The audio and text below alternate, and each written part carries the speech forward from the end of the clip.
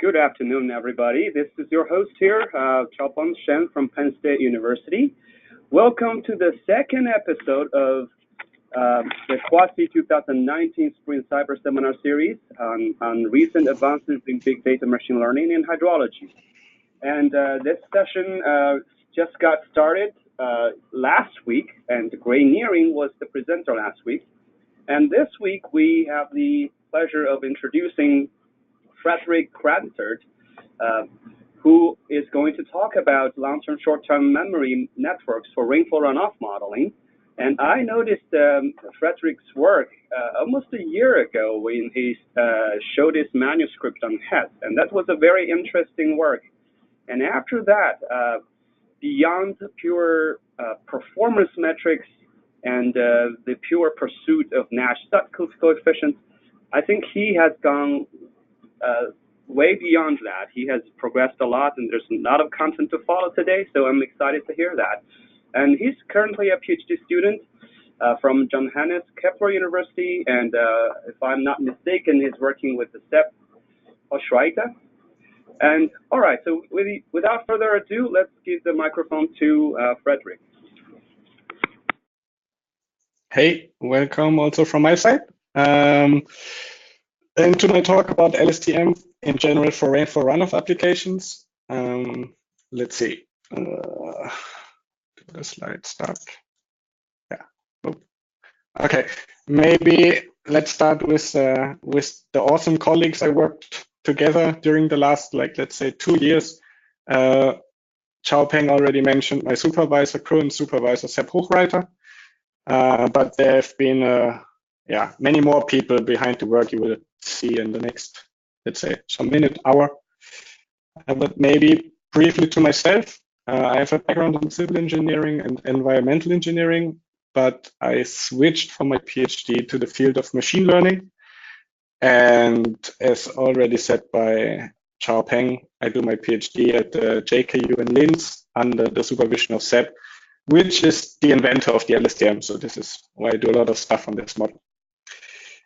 So recently, there has been a lot of discussion and publications about deep learning methods in earth science and hydrology and water resource management. These are just two of very recent publications, one by our host itself and another one by Markus Reichstein and his co-authors. And in the latter, there were some interesting points which give the outline for my talk today. So there was a table on conventional approaches and possible deep learning approaches for geoscientific tasks. And you can see that there's one predict fluxes where explicitly long short-term memory is mentioned as a potential approach. Then there's prediction in ungauged catchments, which we will talk about today, where you can also see recurrent neural networks, which the LSTM is one. And there was the point of interpretability, that this is still a drawback of data-driven models, that they can't be interpreted as conceptual hydrological models, for example. And we will also mention this. So here's the outline of my talk. I'll briefly, or not, I'll go into more detail a bit here. So I'll introduce the LSTM so everybody knows about what we are talking in the rest of the talk. Then I give a short overview about the HES paper where I did my first LSTM studies. Then we go on interpretation of the network internals, and at the end there's a teaser of very recent work I've been working on. So to the LSTM. The LSTM is a recurrent neural network with explicit memory. It was introduced already over 20 years ago, and it has been used in a wide range of applications. So there's a lot of natural language processing. So if you talk to Alexa or Siri or your Google Assistant, it will be most of the time some LSTM in the background processing what you are talking, saying, and giving your hopefully requested answer. It's most easy to think about recurrent neural networks if you look at them. It's said unrolled. So you can see that there's a recurrent cell, which is in green, and then you have inputs, which are sequential data. In our case, it will be time series. And you input the data time step by time step. It's processed in the network internals, And in our case, we give a prediction at the very end of the time series. Very briefly to traditional recurrent neural networks. So here you see one of these recurrent cells, which you have seen in the last slide. And this is the traditional, the recurrent cell. And here you see what happens inside. You have the input at time step t. You have some recurrent input from the previous time step t-1, which is, let's say, what the network processed of the last time step. This is squashed through a nonlinearity, and you have a new output for the current time step. The LSTM, or let's say that the problem here was that these networks were not able to learn relationships in input and output data with a delay of more than 10 days, 10 time steps. So Sepp Hochreiter then invented the LSTM to give a solution for this problem, and he augmented the cell with a cell state. So you can see this cell is far more complex, or it looks more complex, but at the end, this is the most complex slide, most technical slide we'll see today. So what happens here is the input at time step t is still x, and then you have still a recurrent input h from the previous time step. But the LSTM has 4 gates, which is the F, the E, the G, and the O, which is the forget gate, input gate, some cell update candidate it's called, and there's the output gate. And in all these gates, some vectors are calculated, which manage how much information is written into the memory of the LSTM sol and at which position in the memory and what to output. So you basically have a computer where you have available memory and you have some logic that is learned that decides which input will be stored and transformed in which way and at which time step we will output what information of the memory. So here you can see an example if you train a traditional RNN and an LSTM for rainfall-runoff modeling. Both models got the exact same input data, but you can see that the RNN has a lot of variability in green, a lot of fluctuation, is not able to get the peaks after the snow melt because it cannot store the information of snow that has fallen through the winter. Whereas the LSTM, well, it does a good job. It is able to remember and it is far smoother hydrograph. But yeah, this is just some motivation why if you do something with recurrent neural networks, try to use the LSTM and not the recurrent neural network, the traditional one. And maybe because I think most of the audience are not machine learners, I give some more intuitions about what these gates does. So as I said before, there's the cell state, which is memory. Then there's the forget gauge, which is the F, which controls which information of the previous memory will be deleted. Then there's the input gate, which only decides or controls in which memory position new information will be stored. And then there's the G, which calculates an update vector for this memory, and the output gate, which controls what information is outputted. And all these gates have some learnable parameters, and these parameters are trained in a so-called training period. I think most of you know these basics. You just show a lot of examples to the data of input series and output targets, which will be metrological time series and discharge values. And all these weights, these parameters, are then learned through gradient descent. So when I started to work with the LSTM, it helped me a lot because I had my background in hydrology and conceptual modeling. But conceptual hydrological models and LSTMs, they have a lot of similarities because if you look at conceptual models from a state-space model approach, you can say that our models in hydrology, they have some system states like soil moisture, snow storage, and then like subsurface storages. And these are the functions of like the previous system states and the current inputs, which you see in I here, and some model parameters. And the output of the system, which is the discharge, is the function of the inputs, the system states at the current time step, and some other model parameters. And the LSTM is basically exactly the same, just that we here have like two different inputs. One is like the recurrent input, which is a summary of the previous time step, the H, and then we have the system states, the C, and for the rest, you can see the LSTM in the same way as conceptual hydrological models. Now we'll go over to some application studies. Before I start, I'll introduce the data because all studies that I show, I use the same data for, which is the CHEMIS data set produced by ENCA. This data set consists of 671 basins in the United States, all with approximately a bit over 30 years of daily meteorological forcings and runoff observations. There are 3 different forcing products, and there are also benchmark models included. So that's a trained Sacramento soil moisture model, which is obviously nice to compare against. And you also have from NAN's other study, there's a data set containing roughly, I think it's about 60 catchment characteristics per basin, where you have like climate indices, vegetation indices, soil indices. There's also runoff indices. Some static features for each of the basins. Because the LSTM is a recurrent model and we input sequential data, as I said before, here we use an input sequence of 365 time steps.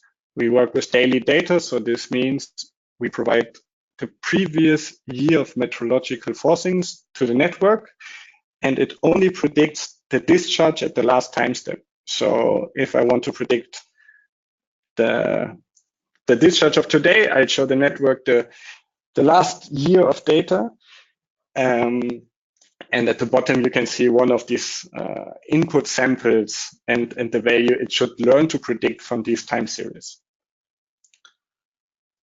So my first study was the Hess paper that Xiaopeng mentioned at the beginning.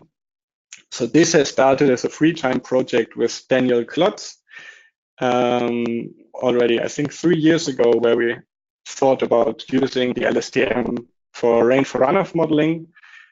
And here we only worked with a subset of the CHEMIS data because back then I did all experiments on my home computer and I had not the resources to run large-scale experiments.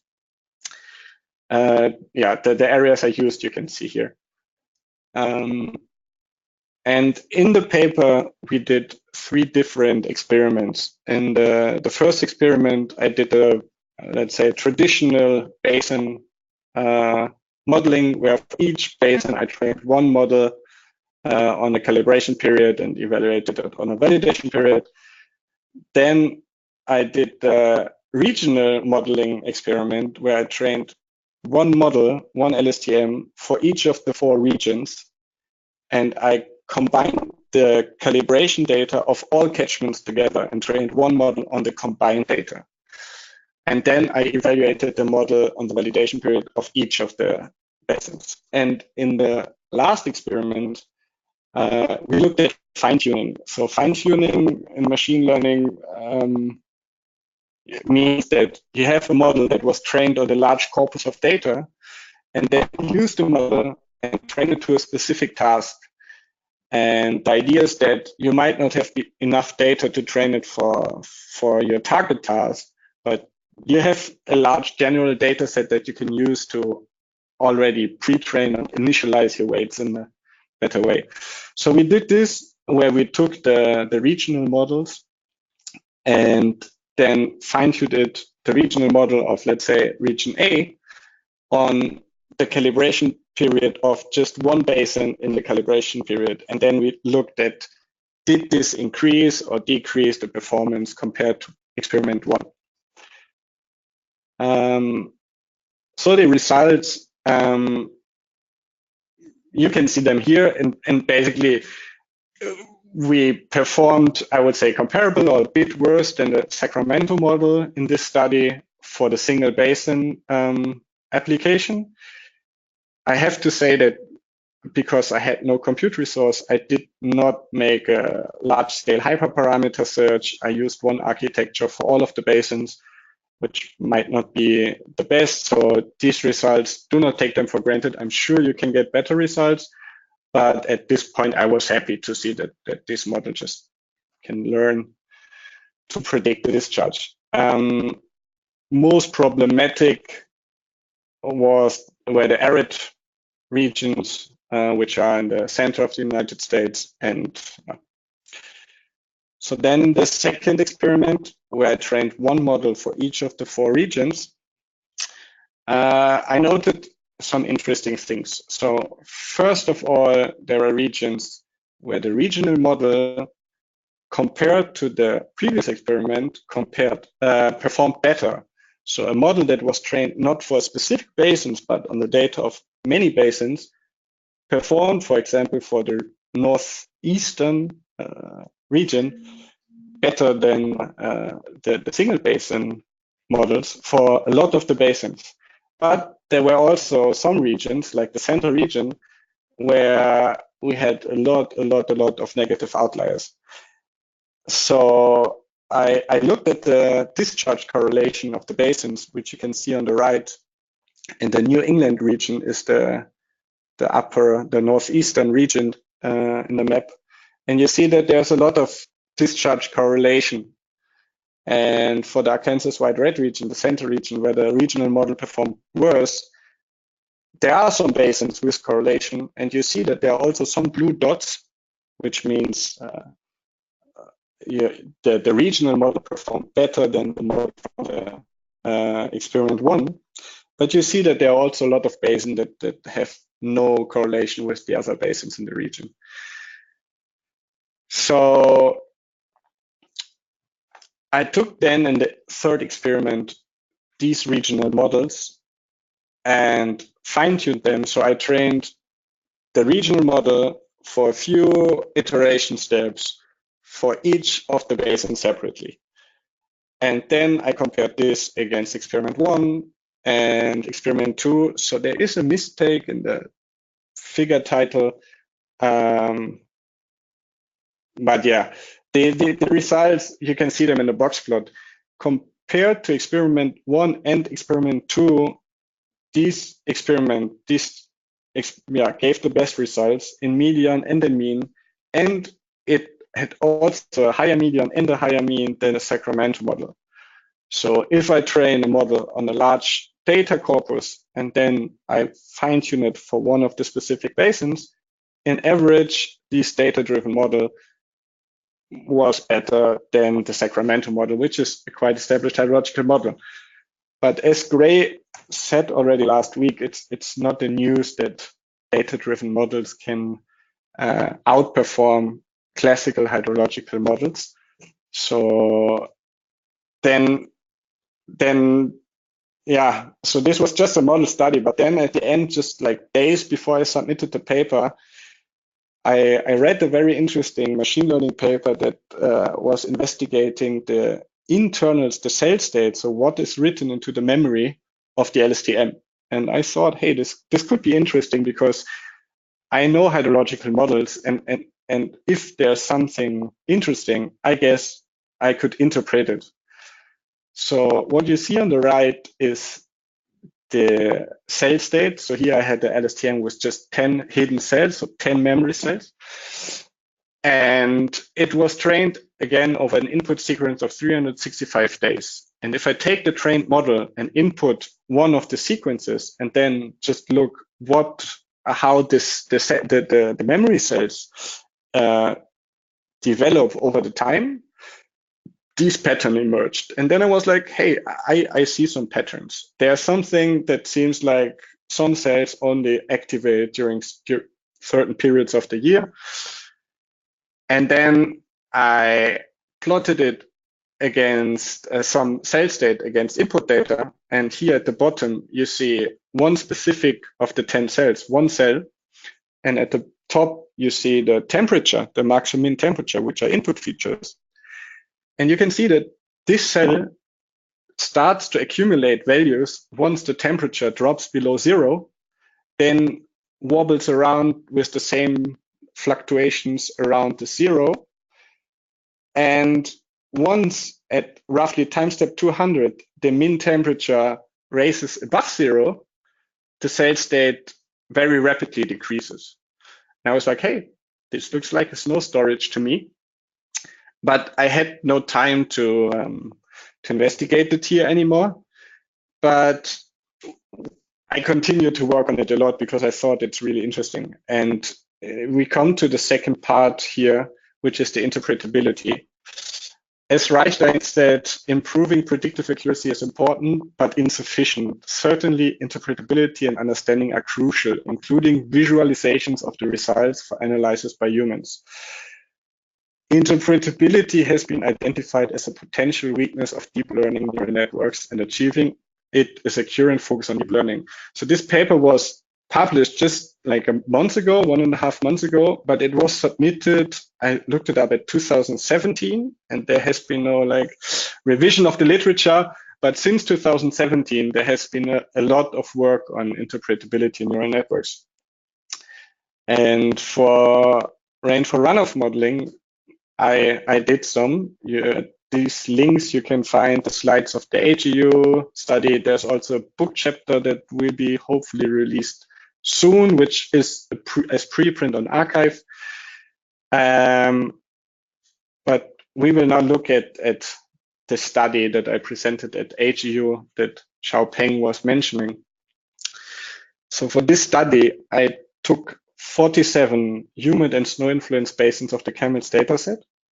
I trained for each of the basins one model on 20 years of data, and I had like a 5-year period for validation for early stopping and a test period of roughly 7 years.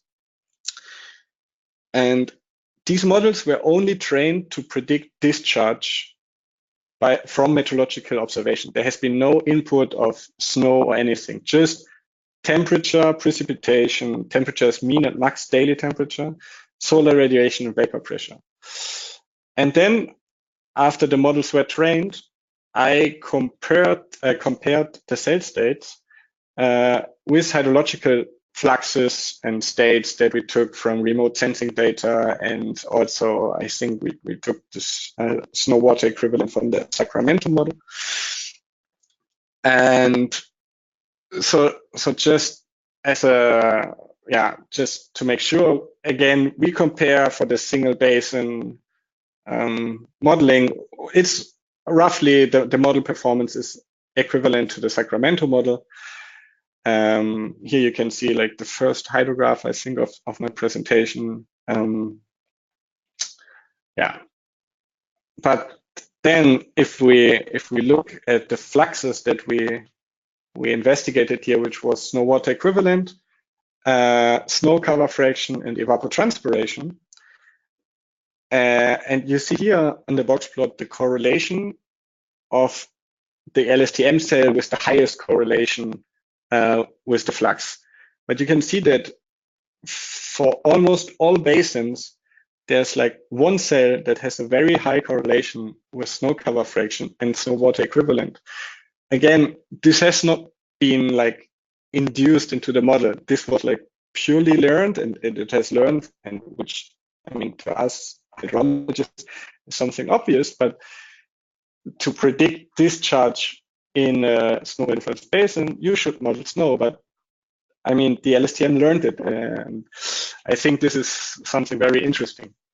We can see that evapotranspiration was slightly less, but in as like median, the correlation was still at 0.75. And here you see some of the examples. There's snow cover fraction at the top and evapotranspiration at the bottom. These are the basin, it's not like the best basin with the highest correlation. I took the basins with the performance with correlation most similar to the median correlation.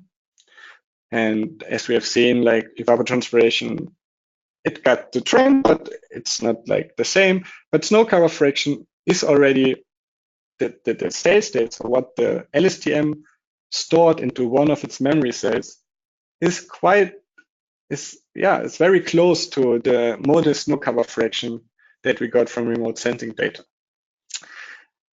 And here is the snow cell, I named it. This one is cherry picked because these results have been just like, when I saw it, I couldn't believe it. So here you see at the top row, the precipitation input data and temperature at the bottom. And in the center, you see in blue, the snow water equivalent modeled by the SEXMA with the snow 17 snow routine. And in orange, you see the LSTM cell state. And yeah, you can see that this is very, very similar. There are even points where just from this observation, I think the LSTM cell state got like in the center, roughly at time step 2017, 2007, 2008, and right at the center of the center plot, you see like a big decrease in the LSTM cell state. But if you then look at the temperature below, you see there was some days with max temperature of above 10 degrees. So it makes sense to some degree. And it's something that the LSTM has purely learned from predicting discharge, not from learning to model snow, just from predicting discharge from meteorological forcing. It has learned to internally model snow. Yeah. So then for the book chapter, we took some different approaches for interpretability. There is a method which is called integrated gradients. And with this approach, you can trace back for any neuron in the network. It can be the output or also a memory cell. You can trace back exactly which input at which time step had what influence on this neuron. And here again, I looked at the one cell that we identified as modeling snow. And yeah, you see the cell state pattern in the center plot, and there's temperature at the bottom, just to again show that once temperature drops below 0, this cell starts to accumulate values. And at the top, you see the result of the integrated gradient analysis. So this per time step per input feature gives you one signal how much this feature, this input, has influenced the cell. And you can see that like the highest influence has precipitation, and there's solar radiation, which has a contrary influence on the cell.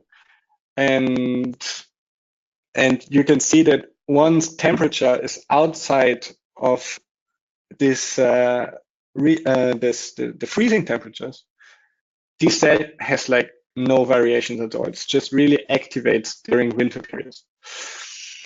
And then we further looked at, we called it back then time steps of influence.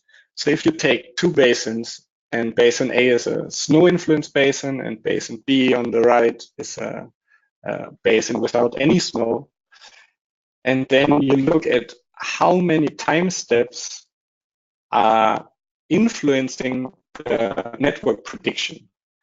So we always show the network 365 days, but how many days of this time series does it really use to predict the discharge? And you see there's like the long-term median hydrograph in the center and the long-term median temperature with quantiles at the, I think it's the mean temperature at the bottom. And at the top, you see the median time steps of influence for each day of the year. And these patterns, again, they follow our understanding of hydrology. For example, during the late summer, there is also, you show them 365 days. It needs very few days to predict a discharge because it's a simple task to predict the base flow in the dry period at the summer. But if you look at the snow influence basin, at time step 300, when the temperature starts to drop below zero, the time steps that are used to predict increase from day to day until around time step 100, let's say 100, 125, there it starts to plateau, and and then at time step 160 or something, when the median, like the peak of the discharge is over, it very rapidly decreases. And then compared to the right, you see that the basin there without snow influence has not such a clear pattern. The variation of the quantiles are higher. In general, also there is this trend that you have very few days that are used during the dry period, and there's an increase of days that are used during the wet periods or the actual periods of the year with discharge variations. It has overall a lower number of time steps that are used. And again, this is something that you can analyze after the models are trained, and it's something that for me as a hydrologist who now working in machine learning, it's good to see that the model uses this number of data and acts in this way, because it gives me confidence that the model has learned something that agrees with our view as a hydrologist. And now I'm already at the last part of my presentation, which is a very small, short teaser about stuff we have done recently. I have done a lot of the recent work together also with Grainiering. So he showed already one figure in his presentation. I did a lot of research recently on LSTMs for prediction engaged basin, because the experiments from a HES paper where I started this regional modeling. So there we only use the combined meteorological forcings of all basins, but we did not provide any, like, let's say, static features. So the LSTM had no way to separate two basins just from, like, only from the meteorological series, but there was no other hint to the network that this series, actually, this meteorological time series, comes from a completely different catchment, maybe one that is very small or very large, but the same meteorological pattern, lump pattern, which would produce a completely different result.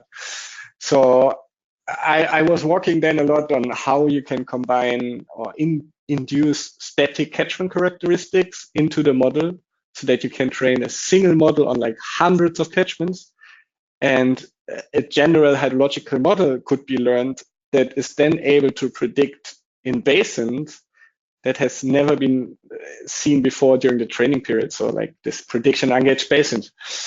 And there is already one publication out there from a workshop at the NeurIPS conference last December.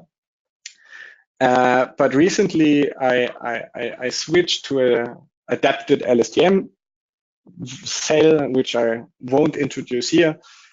But the nice thing is that this adapted version also has an interpretable embedding of each basin, so you can actually inspect afterwards, and we will have a look at this very soon, how it, like, basins are clustered by the network.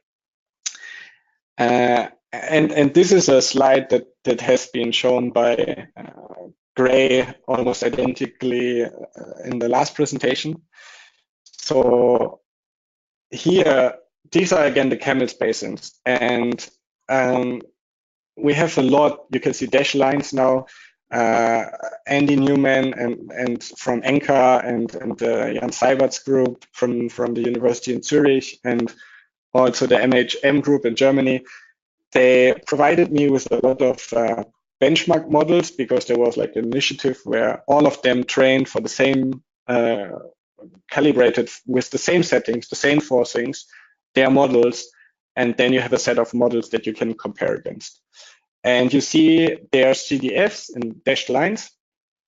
And then in blue, you see like the adapted LSTM version, and in orange, you see the original LSTM version, where I just at each time step concatenate the static features. So at each time step, the LSTM sees the meteorological forcings of this day, plus the static features, which kind of describe where I am. And the static features, we only used features here that could be retrieved from remote sensing data. So there's no discharge feature like, I don't know, the low flow index or whatever in there. So this is like simulate really the engaged basin setting. And then there's also with the asterisk and the triangle, these are like ensembles with 4 ensemble members of both of these models. And you can see that in average, as like if you look at the median, both of these models are better in out of sample predictions than all of the hydrological models that were especially trained for these catchments. So the LSTM and the adapted LSTM in blue, they had no information. So we did like 10-fold cross-validation. We trained one model on 9 of the splits and evaluated on the 10 splits. And each basin in the data set has been once in a test set. So we had 10 models, and we had then like one model for each of the basins afterwards. And you can see that like out of sample, without seeing any data of the basins, the LSTM and the adapted version are on average better than the hydrological models that have been especially calibrated for these models. And you see that there are more like that the LSTMs and the ensembles, they have more negative outliers, and we are working on that to improve them. But yeah, at the upper end and starting from, I don't know, the 30% upwards, or both of these LSTM versions really outperform like the hydrological models. And then, as I said, my adapted version of the LSTM State, after the model is trained, you can basically look how it's embedding the basins in a high dimensional space. And I used here a dimension reduction technique called UMAP, which is some kind of PCA or TSNE, to reduce the high dimension vector for each basin into a 2D space. And then I did also the same for the raw catchment attributes. So we used like 30 of the roughly 60 features that are provided in the Chemnitz data set. And I used them also to do this dimension reduction and look how they are like clustered in space. And you can see on the left from the learned embeddings, there are structures in it that if we, for example, color each dot is like one basin, if we color them by the aridity, we can see that there are like clusters in the high dimensional space that are like all the arid catchments, and there are smooth transitions to the outside. I present next week at the EGU, where we looked at all these features and what you can do with this embedding and dimension reduction technique, because there's some really exciting work that is possible with them. And the last thing, because I really think that interpretability of neural networks is a very important topic. So here is the same at the top. You see the same snow cell figure from some slides ago. And at the bottom, you see the model that was trained in the prediction of ungauged settings, that has never seen data of this basin. And it has a lot more cells. So there are more cells that have a high correlation with with the snow water equivalent in blue.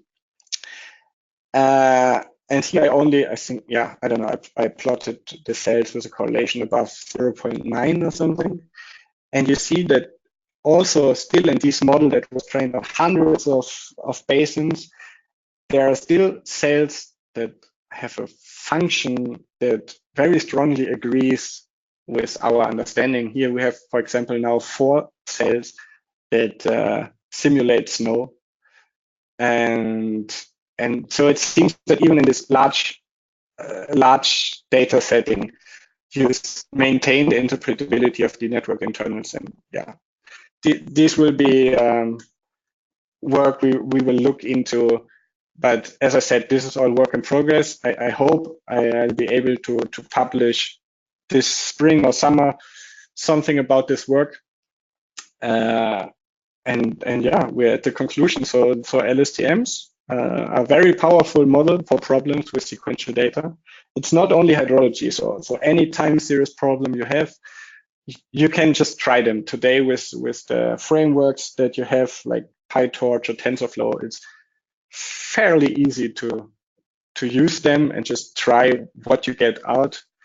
And then, as I said, they're not, in my view, they cannot be called blackboards anymore, because there are many techniques, and there are more than I showed that you can use to inspect what the model learned, why the model predicted the value it predicted.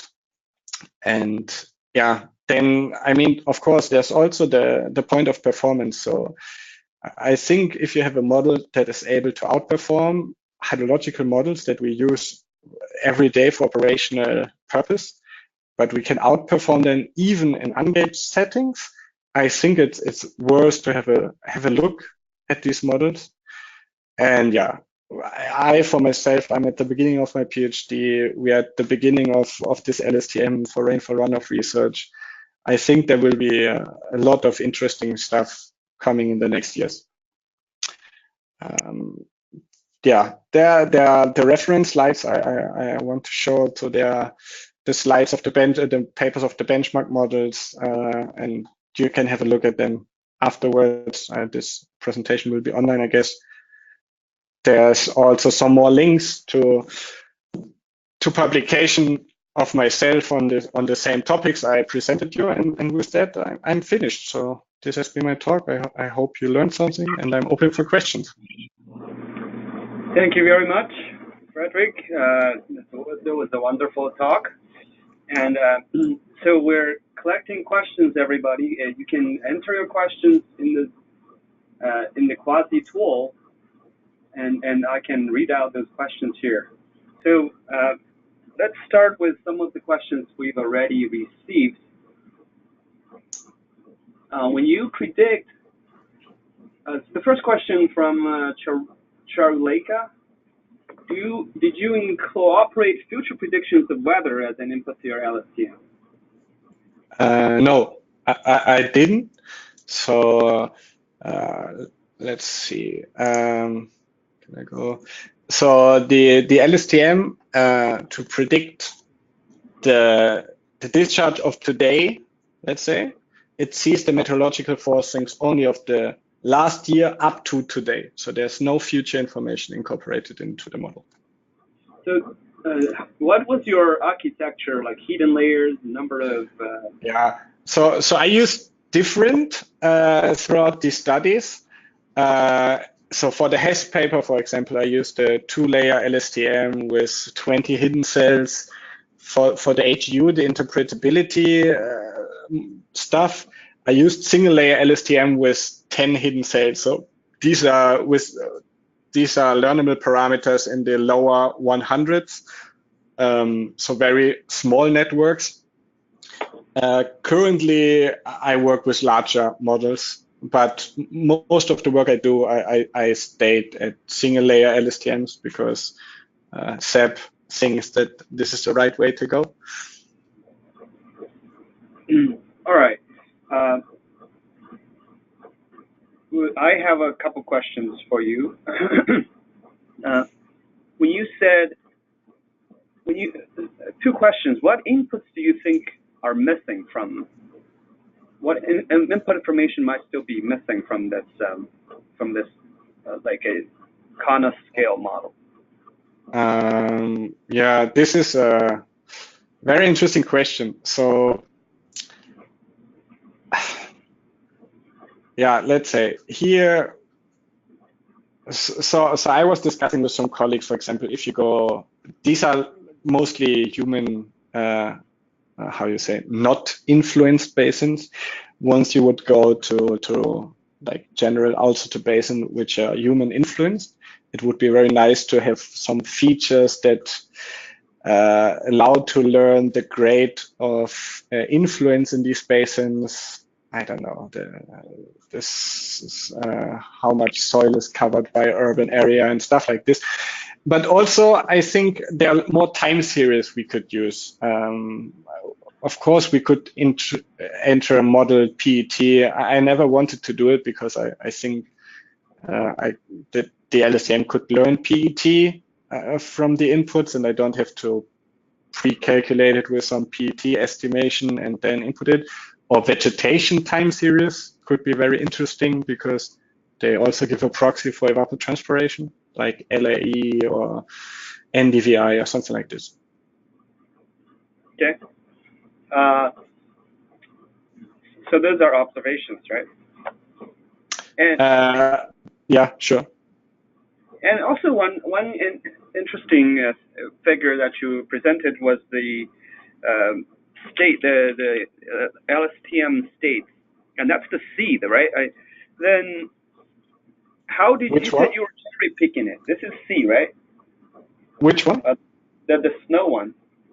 This one? Yeah, this is C. Is that C or H? This is C. This is Okay. C. The cell memory state. Yeah, exactly. Exactly. Now, you said you were cherry picking. I was just trying to pick in on you. How did you do this cherry picking? So back then, I really looked at a lot of these time series. Okay. So well, there's no secret behind this. I think this is the basin I have like as the default basins for a lot of experiments, and then I just looked at one of the cells or the periods where it has like the highest correlation or something like this. I think this is how I found it. So where was the cell with kind of the highest correlation? Because in the previous slide, I showed the cells with like the basins and the cells with the correlation most similar to the median. So for snow cover fraction, the basin where the correlation of the cell is most similar to 0.8. But I think for the snow water equivalent cell, it was a cell with a correlation above 0.85. So one of the top correlations. Okay, got it. Now, there's a good question here by Seongjin No. He asked, does the LSTM basically assume stationarity? What if some of the features like land uses are changing over time during Very interesting question. So at the moment, the static features that I use, also aridity, is like the long-term aridity over 30 years. But we know that a lot of things are changing. With the architecture I work currently, I could account for that. I could account for that and provide different, for example, aridity values for, let's say, 3-year window periods or something. I calculate time series of aridity index that update over time, and the same for features like vegetation, LIE. With the architecture I work at the moment, it would be possible to introduce non-stationary, let's say, quasi-static features. But yeah, I think it would be very helpful, and we will definitely do this. So this is on the to-do list, because we know that you might have a dry year and you might have a very humid year, and your catchment will behave completely different. And if you could provide the information, we are currently in an arid year, this should help, definitely. Good. Actually, how did you consider topography in your basin? Yeah, so currently I work with land models, and there are some static features like the area, mean elevation, mean slope, I think. But let's say not too much. I don't account for it too much. Okay. Another with these models, it's also possible to go spatially distributed and to model spatially distributed the entire processes. And there you could add as a feature, actually you could enter the DEM as a feature. Okay. Yeah, that's cool. We're trying something here, but it's not on this in the context of this, but in some other context. Anyway, another question: did you ever compare random forest with LSTM? My guess is you have not, because Yeah. it's terrible. But Yeah. a related question. I mean, you can answer that later. But a related question is: for random forest, we could come up with something like a factor importance plot. Is there something like that with LSTM? Can we do that? Okay, so to the first question, I never did it. Yeah, I mean, basically, I really like the concept of the LSTM and the similarity to our understanding of hydrological models. So I think it's a very good architecture for these problems. And like, I mean, for example, with the integrated gradient method, I think you could derive some, let's say, input important feature ranking. You mean something like this, no? Right. Yeah, I mean, you see there's this integrated gradient signal at the top here, and so the value of the integrated gradient gives you a direct measure of how important this feature is. I mean, you could, for example, calculate the sum of the integrated gradient per feature over the time series. Yeah. Okay. Let's see.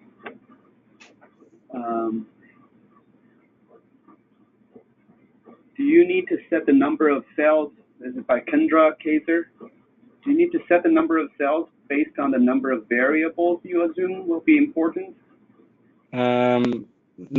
No. So the number of cells is a hyperparameter that you can set basically independent from your input features, and it's just gives the account of complexity the model can learn, or the degrees of freedom. Usually you do hyperparameter tuning, so you have a separate validation set and you try a lot of different numbers of these cells, and then on this different separate validation set, you try to see what is the range of best numbers of hidden sets. But it's a completely free choice. You can set whatever you want. Okay. You tuned by hand, right? No. So I did for the HES paper I did, but really because, as I said, this was a free time project. I started this entire LSTM stuff in my free time, and I have at home a computer with a very small graphic card, and I wasn't able to run like a lot of experiments. So back then for the HES paper, I really tried out like, let's say, a handful of architectures, and then went with the one that works best from these, like, let's say 10, or I don't know, that I tried. But yeah, I mean, now that I work at the Institute for Machine Learning and we have a lot more infrastructure, for all my studies, I do hyperparameter search. Oh, that's cool. That's cool. Let's see.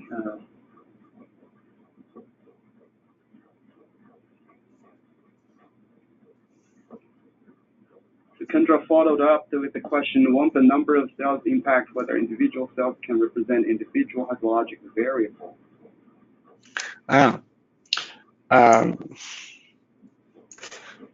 Okay, let's say if I answered correctly, the question is if the number of cells determines what the LSTM can learn, that it can learn like hydrological processes. Is that correct? I mean, I tried this snow cell because the snow cell really, if you have a model with basin with snow influence, from like all settings I tried, you will always get one cell that models snow. So this is not something by coincidence. This is really happening always. And I think I went down to like 5 or 6 cells, and then you're really in the range of like you only have like 100 or something parameters. So the entire hydrological model plus what it stores in cell has to be learned in like 100 numbers, and you still had the snow cell. And if you go up to, I don't know, I mean, now I work with let's say in the upper 100 or 200 range of cells for the big model, and there still you have this snow cell. So I think it's really, I mean, from a hydrological point of view, I would say it's just logically that the model has to learn like snow to be able to predict as good as possible. Because it puts information aside during the winter period, because there's a lot of precipitation, but it's not influencing the discharge currently. So it just stores the amount of precipitation during the winter period. And once the temperature rises, it can take this information stored and output it as discharge. So let's see. I wasn't surprised when I saw that it learned it, but I was very happy. Right. And I guess the number of hidden cells has far exceeded the ordinary number of reservoirs we put in this conceptual model. So we have an oversupply of reservoirs in this sure. model. Sure. But don't forget that the LSTM has like to learn everything that we already induce in our hydrological models. So there are a lot of knowledge that's already put into the model itself, into the hydrological model, that the LSTM has to learn like everything. It has to learn how to combine these states. So there might be cells where snow is combined with, I don't know, one of the other states, but like the entire hydrological model has to be learned. It's not sufficient if we know we need 5 reservoirs for hydrological modeling to have 5 cells. That won't work. Okay, but since you're working with SEP, I guess we can ask you a more technical question. Do you think that we could expect any major structural changes with LSTM? Any new type of architecture? That is, I mean, there's many variants. I'm talking about major change. Yeah. So I would say no. I mean, there are different architectures now, for example, natural language processing, all these sequential word stuff, so text classification and whatever. They now use different models. They use so-called transformer networks with attention. Like every month you will see some adaptation proposed that are very specific to some problem. Like I myself, I just adapted the LSTM to the setting with static and dynamic features, but basically it's still the LSTM. So I'm not sure that there will be another model in the near future, not coming out of my lab, let's say it like this. Okay, we have a good question here from Songjin, a follow-up question. What do you think about the predictability of LSTM on extreme flooding or drought? So basically the extreme events. Have you ever, I mean, this is from me, have you ever looked at the performance for different parts of the hydrograph? Yeah. Let's say the median, extreme. Yeah, and actually this is one of our main research focus at the moment. So the LSTM, if you just train one model with mean squared error as loss function, you will see the same as we see in most of our hydrological models, that it is very bad at peak flow performance. And so I thought they would be good at peak flow, because peak flow gives it the biggest square difference. But they ignore the base flow. Anyway, that was my observation. It could be different from yours. Okay, yeah. So in general, I would say it's not like this. You have also less peaks than you have mid and low flow values. So since you update by average gradients, the one peak in your data here won't account so much. And there are some structural problems with the LSTM that is, as it is used at the moment, is our conclusion at the moment, might not be able to easily account for low flow, mid flow, and peak flow. But like Daniel and me, and also in cooperation with Gray, we are working on this, and I think it will be there will be a solution for this, so that the LSTM is able to predict everything with the same amount of error, let's say. All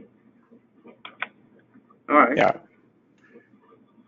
I guess. Okay. So I mean, I did some performance evaluations for peak flow and low flow and stuff like this in the HES paper. There I evaluated a handful of metrics, and one's only for peak flows, one for low flow.